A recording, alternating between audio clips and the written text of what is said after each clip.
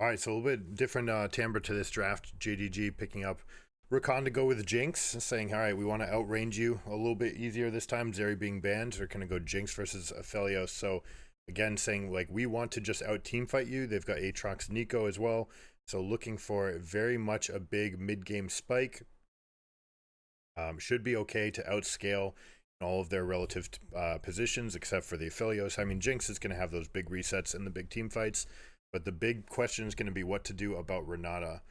Renata Aphelios being that awesome combination that can peel, make sure that the fight lasts a little bit longer, and in that time frame, can you swing the result? What were the bans? Rumble, Sejuani, Azir, Zaya ban. Rakan is not individually strong enough to take here, I don't think.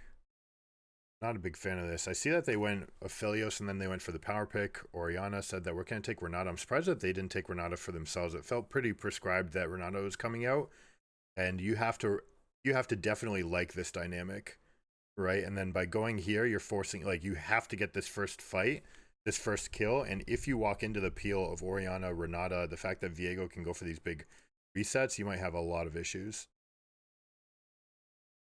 All right, we have a fan out start. We'll see who opts to try to get wards down. A lot of pinging going on from the side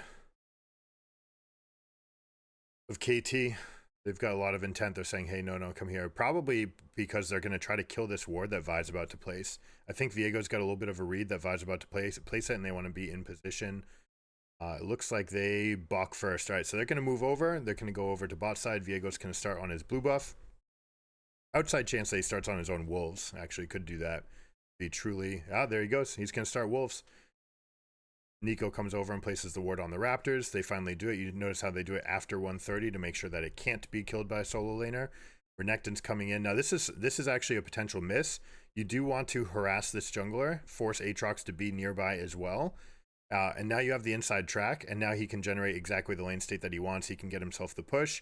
So now Renekton's going to be super, super favored looking at the level 2, level 3. Now, Aatrox is going to try to fight him. He actually got a big chunk of damage. That's very surprising that he got that much in. He's going to try to use his passive to heal himself back up. Now, Jinx lanes basically always get the push at level 1. They just use the AoE, burst everything down, and they get level 2 for free.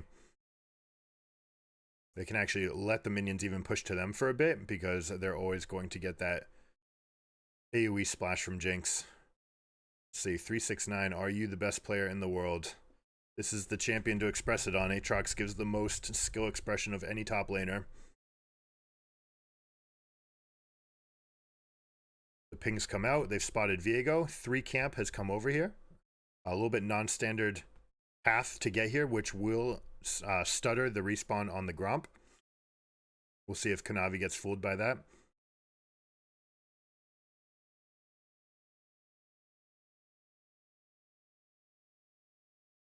Jinx, Rakan getting that push all the way in. They feel comfortable that Viego's on the top side. Now that they've seen him, they can truly express all the way.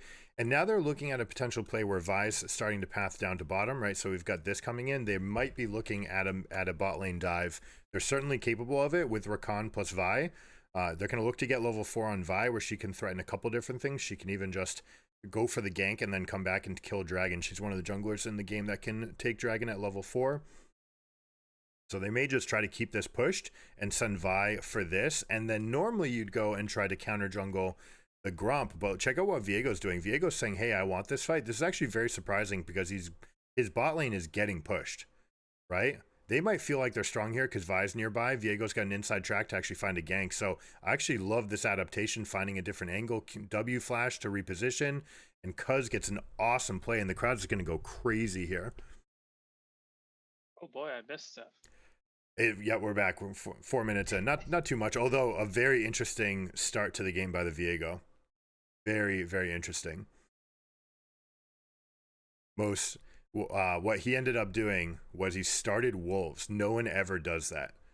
People will start blue and they'll do blue Gromp wolves and they'll path like this, and then they're on the top side, and then they can choose to do different things. There's 2 things that Viego did differently though. He started wolves, so he still ended up doing this like bottom to top path, but then he circled back around to gank mid like this, and it became a very unpredictable path. and they got the first Interesting. kill for it. Not only that, but Vi, who started here and came this way, they had a pushing bot lane. So Vi was thinking, hey, we're really strong here. They never actually saw Viego sneak through this corridor. And so this mid laner is stepping up, thinking that you're strong, and see how they're hovering the right side of the lane? It's because they think Uh-huh. that they've got Vi closer than Viego. Yeah, I And was just gonna say, like, if you're gonna do that path as Viego, is that dependent on the enemy mid laner, like what kind of spacing you're expecting from them, where they're gonna hug, the whatever the southeast side yeah, because they're expecting you to be top and 100%. they're not able to just to get away fast enough? Like, Well, is that kind of the reason to start wolves essentially? well, starting Wolves or Blue wouldn't have mattered. That's the second part of what happened. But the fact that they were able to tie Yeah, this knot, touche. um, the yes, 100% exploitative. And I would go so far as they were probably 100% sure it would work. Now, the fact that Sure. they've shown it means that that will change this individual metagame that happens within Hmm. the match. They're playing Yeah, a of best of course. five. And now that JDG is saying, oh, okay, they're capable of doing this as well, which Hmm. should always be part of their thought process. But mid laners will always lean to the left or the right side of their lane based on where their Right. jungler is and where their vision is. And Right. they had a ward right here that saw Viego 45 seconds ago. And so they could have said with 99% certainty that he'd Yep. be on this side of the map. And Right, which is why it instead, works. he did this, which snuck in. Also, very importantly, this path had to beat Vi to getting here. Because Uh-huh. if Vi had gotten here faster and was in position, then she would have spotted the Viego, and then Viego would have been in a very bad spot. So it's How one of much? Yeah. a very risky spot. As it was happening, I was like, wait a second, Viego's opting to go back here. Normally, you'd call this a mistake because this bottom lane was pushing. So that means blue team necessarily has more people available to come fight you in the river. So very, very Okay. interesting play. Absolutely love seeing junglers functioning on that level. Does How much impact is there in the first minute and a half where you see a little bit of where somebody is or isn't, and maybe that impacts where exactly your ward goes in the top quadrant, which bush it's in, and now you're you're extra convinced of pathing, or you aren't sure that Viego started blue side and you're just kind of guessing? Like, how much does that play into this whole plan from both sides? Well, definitely from JDG, their plan was I have a pushing lane, Nico's pushing up, and I've got Vi strong here, so I will be able to go invade because they thought they had perfect information based on the ward on Raptors Hmm. a minute ago. Now that got twisted on its head, and so you can see that all information is not absolute. You know, the only thing that you can definitely count on is when you definitely see people, but inferred vision is a huge part of the game. So that ward that they Yeah. had, the fact that it didn't see Viego at 1:30 ruled out that So, he's not taking Raptors. The fact right, that I'm they totally didn't with you. Yeah, I'm kind of wondering, like, you know, let's say you're kind of like wandering into East Side Jungle in the first minute, and you see Viego's there, and you back off, and now you know that you're gonna ward topside. Like, when Viego gets seen, is that a good time to make his plan of, okay, now that I know that they're warding top, I can get seen by the ward at this time, I can pass back at this time? Like, is that part of this metagame, or 100%, 100%. would you say that you could just do this in a way that's more predetermined because um, their mid laner isn't able to escape this gank as long as they happen to be offsides? Therefore, I can just go for it and not really think about who's seeing me where. Yeah, I'm not sure if that.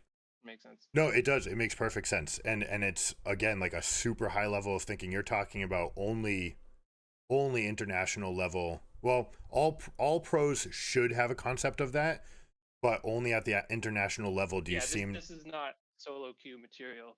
Well, it I is don't for think.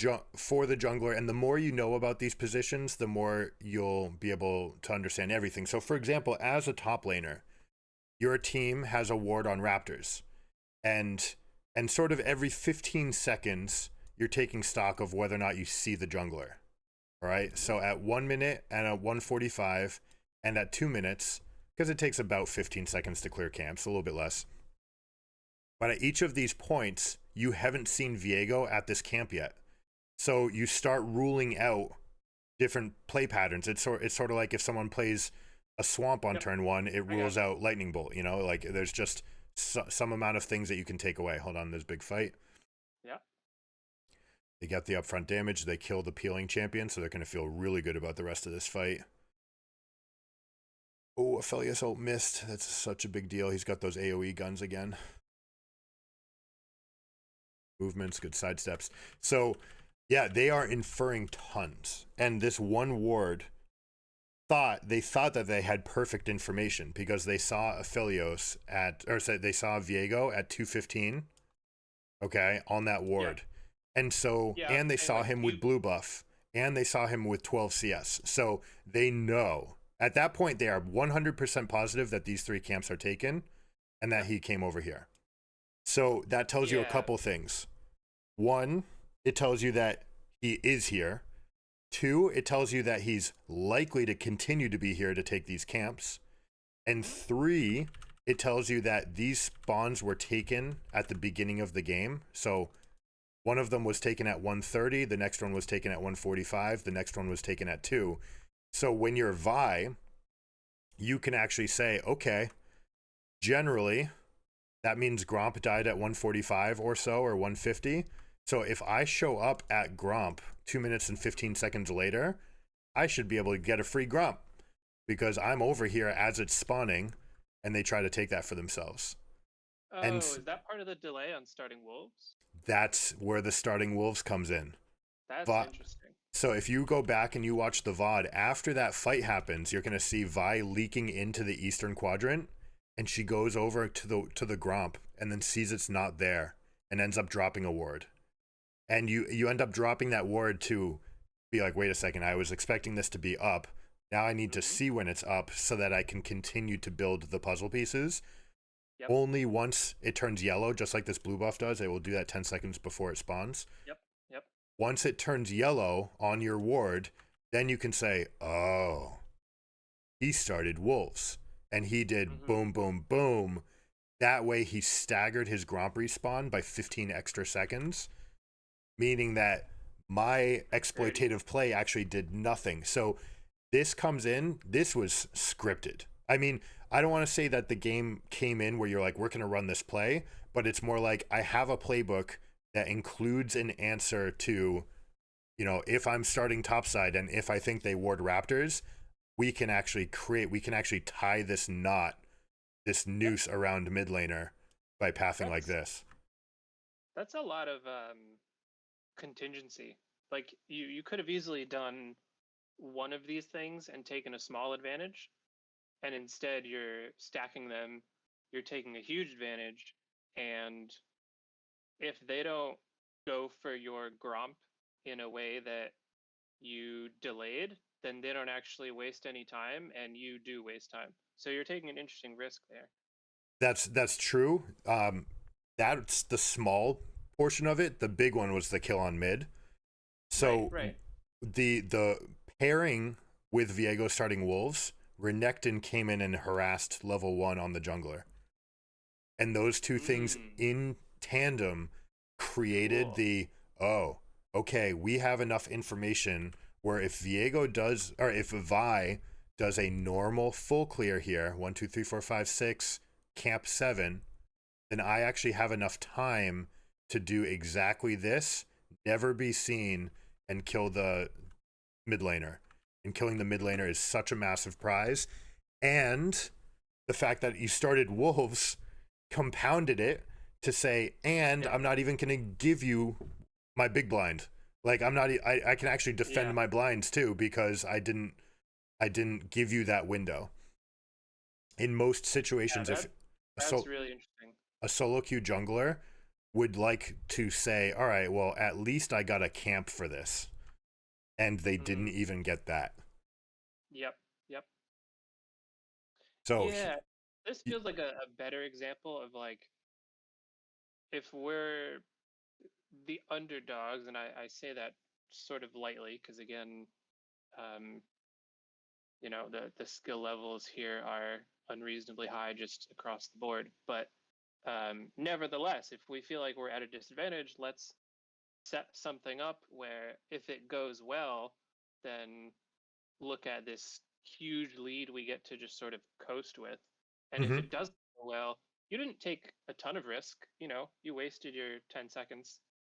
Um, but this is almost the opposite of last game where your good case is very good and your failure mode is pretty um, inconsequential. And like you said, if you're the expected underdog, then Hmm. those are the sorts of plays that are fantastic for you. Yep. Yep. All right, we have a big team fight. Renekton trying to dive into the middle. Oh, Nico's going to counter. All right, this game's probably just washed right now. Aiming's going to have to Oof. single targetly win this fight, which he can do because he's a Phelios. 200 years of game design designed this champion.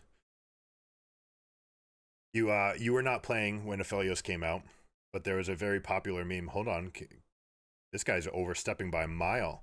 He thought he was really strong here. Oh, he's just strong enough. Never mind, it was a bait. He was great. That was because Ruler blew his flash to get over this wall. That is so clutch. Um, where were we?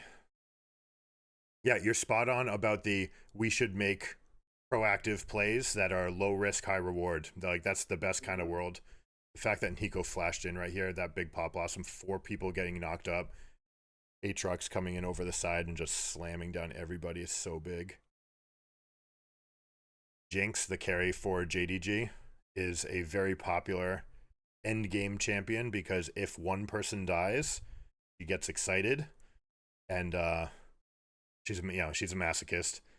And when she gets excited, she gets a huge steroid to her movement speed and attack speed. So once the fight starts off okay, you're going to crush it. Hmm. They opted. Zeri got banned. The one that we saw last game was gone, and so they Mhm. picked a Jinx, which is the other ultimate end game scaler. Those 3 champions, Aphelios, Jinx, and Zeri, are like the trinity of end game carries. But yeah, you are 100% spot on. Now this game, JDG had that big fight in bot lane that went well, largely because Knight positioned himself really well on this Nico in the middle of the fight. Both times, it has been KT taking a little bit of a step forward and then Nico jumping into the middle of their team to get that huge knock up, and they're turning the fight off the back of that. And this game, you could have argued again that like they could have been very happy with their scaling end game Viego, Velios. So while they did have that awesome level 1 plan that manifested 3 minutes later, they haven't stayed necessarily true to that. And now at this point where these 2 champions are supposed to combine for tons of strength, they weren't able to get enough. Enemy team just spaced. They waited till you committed your resources, and then Nico came in, wedged herself between everybody. I know we're getting into champion specific abilities, but All good. that was an example, or this game is an example of JDG outclassing them in the fight. Just finding those slightly better team fight positions and orientations that allows them to get way more effect from their spells. And Yeah. I last, mean, big props to KT though when you know that that's kind of the the most probable outcome and you do take this significant lead early. Not significant in terms of objective measure of you have way more levels or gold or kills, but significant in like you got a lead at all. You were able to stack 2 leads in terms of you stole some time, you stole a kill. So the fact that that went off so well was like a pretty strong testament to, I don't know, not just planning, but like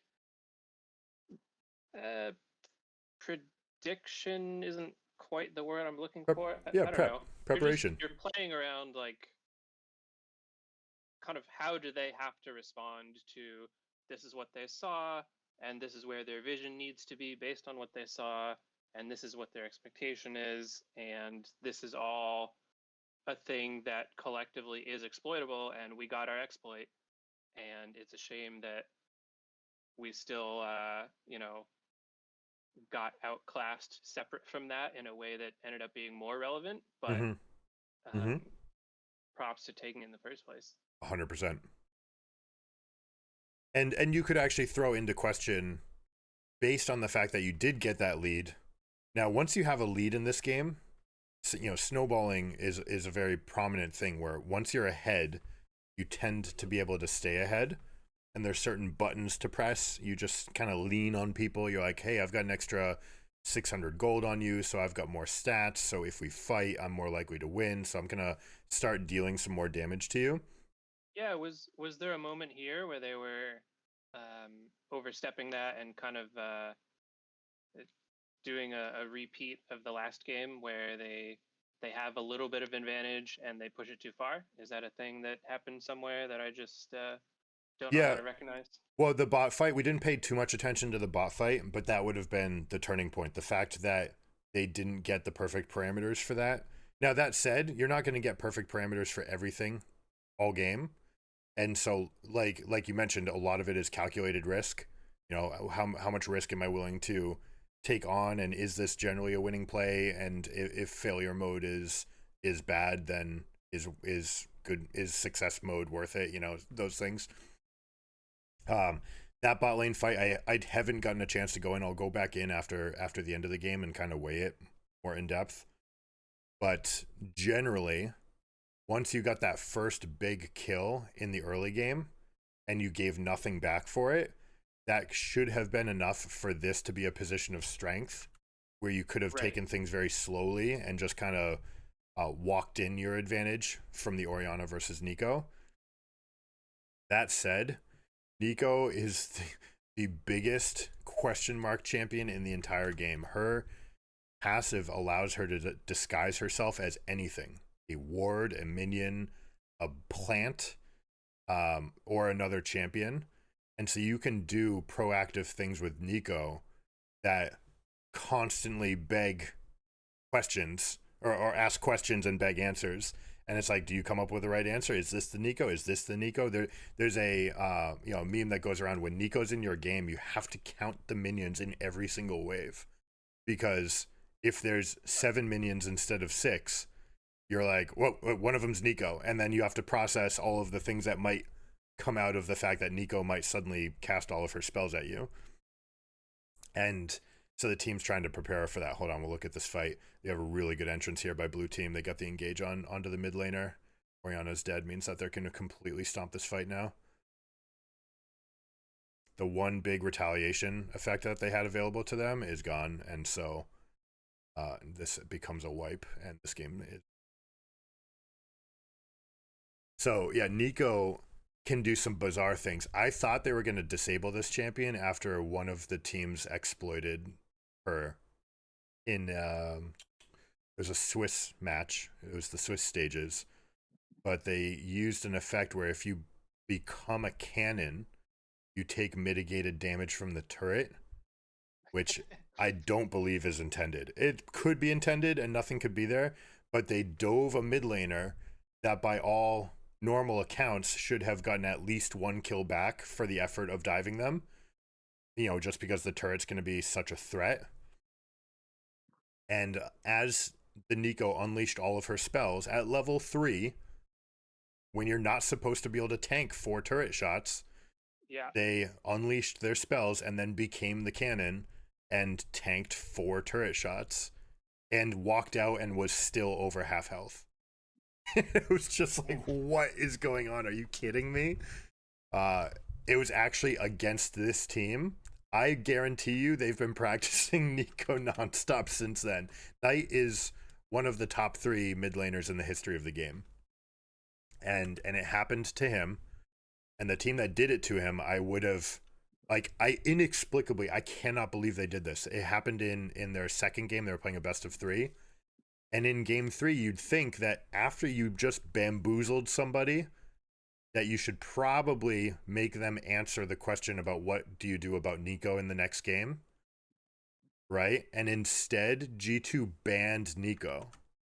Like, they just completely blew the other team's mind with this pick. And it was so apparent because Nico was going into positions that you would never dare to do, but the enemy team was like, I don't know what's going to happen. Like, there's so much random stuff that this champion's capable. Beautiful Pop Blossom. Oh my gosh. I don't know if you caught that, but this champion, right? So she uses her ultimate, it makes a big ring around herself, and then she used her item to dash forward and her flash to jump forward to just knock everybody up under turret, and then she used her perfectly timed stopwatch to not take any damage back from the turrets. What a game. Oof. That was a stomp. After that inauspicious beginning too, it's fairly incredible. I wanna find this for sure.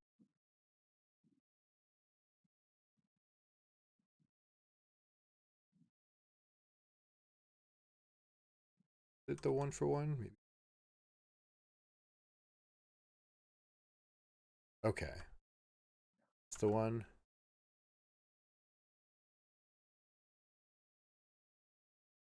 The yeah, I'm kind of trying to find this bot lane fight where we can see JDG making something happen. All right, you see right here how there's a Jinx on the screen, and then it was one character, and then it was another. That's Nico pretending to be Jinx for a moment, and then swapping I back. did not, but okay.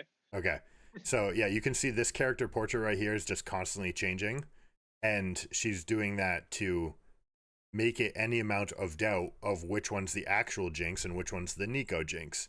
And the one who's Nico is going to change things completely. Okay, here we go. This was actually the big miss. The fact that they even showed up to this fight. Huh.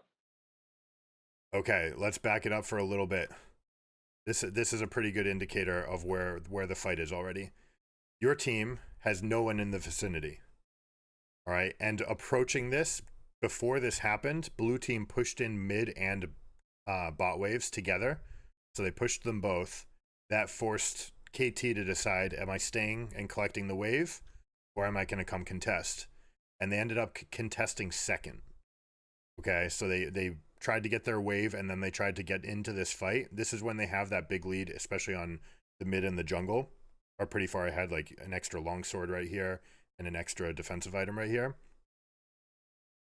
But they're moving in where they don't have any vision, right? So if we toggled off the vision right now, they can see to here.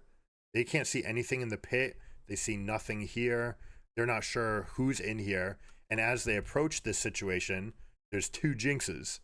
So there's 2 people that you definitely want to target, except for you have to figure out which one's the real Jinx and which one's Nico, because if you get the wrong one, then Nico is going to pop blossom on your face. And Knight is Nico? Knight is Nico, yep. And we can only see that because we are Yeah, looking from... in game is they this look essentially blue team's perspective? This is blue team's perspective. Yeah, they can tell the difference. Red team sees 2 Jinxes. And they Cool. see 2 Jinxes named JDG ruler, like copies, skin, everything. It literally says the exact same thing. So they can't even tell them apart like that. So they're moving into this area. They're contesting this fog of war. And they might be thinking, hey, we're pretty strong because BDD's level 6 and Nico, they look at this situation and they're like, wait, guys, all 4 of them are level 5. We have a level 6 mid laner. We actually have access to an ultimate. We can win this fight. But surprise, that's only because you lost vision of Nico herself, And so right now she's actually casting a spell, and only now does she reveal who she truly is. And they start this fight killing the guy who has the big lead. The guy who has the extra kill, the entire source of their advantage for this fight, starts off dead. Now this gray health, this is Renata. Renata can keep you alive long enough to try to get a kill, and if you get a kill, you actually come back to life. So it's a special like gray health that very quickly deteriorates, and they can kill you again. You know, they can still fight you, but you're capable of fighting. And sometimes you look to try to, like, in that moment, just barely get enough done. But here's the big crux of everything that's going on. Orianna only had enough mana to exactly cast this many spells. She's completely right now. Has nothing left. So now she's like, guys, I can't help anymore. I'm just a mage with auto attacks. And now you're fighting a 2v3 or 2v4 because I can't help. And they already had a big chunk. So basically walking to this fight without perfect information made it so that they would have a supremely difficult time solving what's going on. So if I back it up to here, this is where it starts. Neeko has already pushed her wave all the way in. Bot lane has already pushed their lane all the way in. And Vi has started the dragon. All right, you can kind of see it on the very edge of the screen right here. It's about 75% health. And so the moment they go in, this is the only piece of vision, this control ward that you can barely see on the minimap is the only piece of vision that KT's working with, on top of the fact that they have Viego, you know, seeing Vi. You can see it better on the minimap than on the screen. So that's their only point of reference for what's going on. And this is what's called priority. Prio is the ability to maneuver without punishment or to be able to move while the other team still has obligations. So it's a higher tempo play, right? So they made the high tempo play mid and bottom. They pushed both of those waves. They used their spells to do it. And very importantly, Neeko still has enough mana where it matters, whereas Orianna barely has enough. And they're here first together. And by being here first together, they are basically necessarily stronger. Even if you had the perfect 4 champions for contesting this situation, the fact that you had to walk through their vision and you're walking into them and you're walking into their preparation, you know, to use another chess analogy, they've already been able to plan the next 2 moves, whereas you're kind of guessing. You're not sure what happens after this line, whereas they are. And so here's like a terminology question in terms of tempo and prio. My understanding of tempo back in the Magic the Gathering days, this feels like a case of you have a lead in tempo and you use it just in terms of you push your lanes, now you have time to go do stuff. Everybody happens to have time at the same time.